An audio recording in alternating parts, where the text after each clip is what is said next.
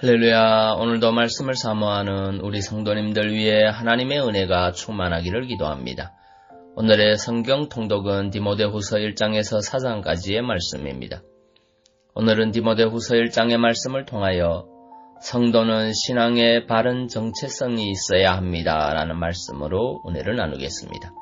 디모데후서는 제2차로 로마 감옥에 투옥된 사도 바울이 자신의 죽음의 순간이 임박했음을 알고 믿음의 아들이자 동역자요 후배 목회자이기도 한 디모데에게 말세에 거세게 일어날 교회에 대한 세상 사람들의 핍박과 이단의 공격에 대해 경계하고 이를 담대함과 인내로 대처하며 그러한 상황 속에서도 목회자로서의 사명을 더욱 잘 감당하도록 교훈하고 격려하기 위해 기록한 목회 서신입니다.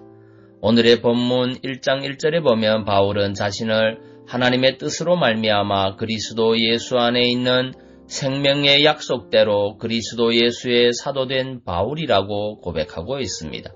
이는 본 서신의 발신자로서의 바울 자신에 대한 소개입니다. 그러나 우리는 이 구절을 그의 다른 서신에서도 나타나는 상투적인 어구로만 여겨서는 안 됩니다. 비록 많은 곳에서 동일하게 쓰였다고 하더라도 횟수와 상관없이 이는 바울이 주님 안에서 발견한 자기 정체성의 고백이며 그의 인생의 목표를 보여주는 것입니다. 특별히 본문은 그가 처한 상황과 그의 연륜을 생각해 볼 때 그 어떤 서신의 서두보다 더욱 가치가 있고 심오한 의미가 담긴 고백이라고 할 수 있습니다.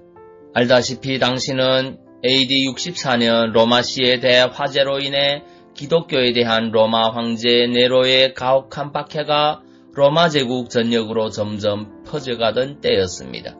결국 바울은 체포되어 두 번째로 로마 감옥에 투옥되었습니다. 그리고 그는 사형 선고를 받고 사형 집행일을 기다리고 있었습니다.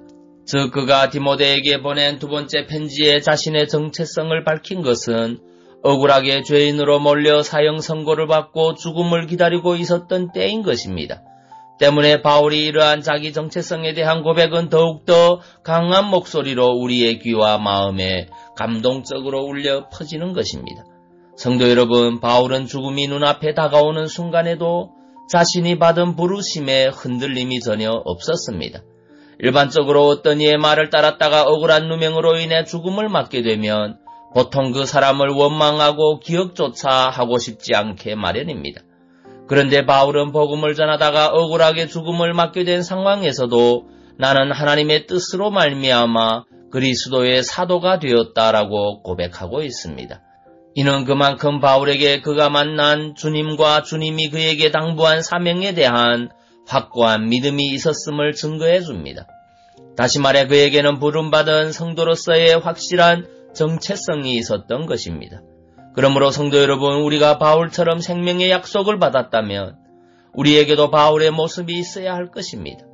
죽음 앞에서도 변함없었던 바울의 신앙, 그 당당한 믿음의 모습이 우리에게도 있어야 할 것입니다. 점점 타락해가는 이 세상에서의 신앙의 바른 정체성을 가지고 살아가야 할 것입니다. 왜냐하면 바울과 우리는 똑같은 사람이며 동일한 부르심과 약속을 받았기 때문입니다. 따라서 우리에게도 죽음 앞에서도 굴하지 않는 당당한 믿음이 있어야 하는 것입니다.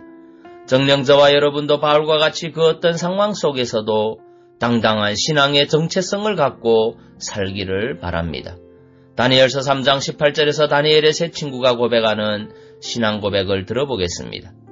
그리 아니하실지라도 왕이여, 우리가 왕의 신들을 섬기지도 아니하고 왕의 세우신 금신상에게 절하지도 아니할 줄을 아옵소서. 아멘. 기도하겠습니다.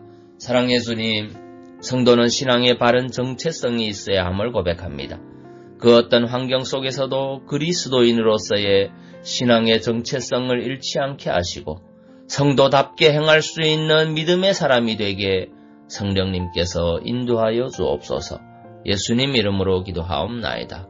아멘.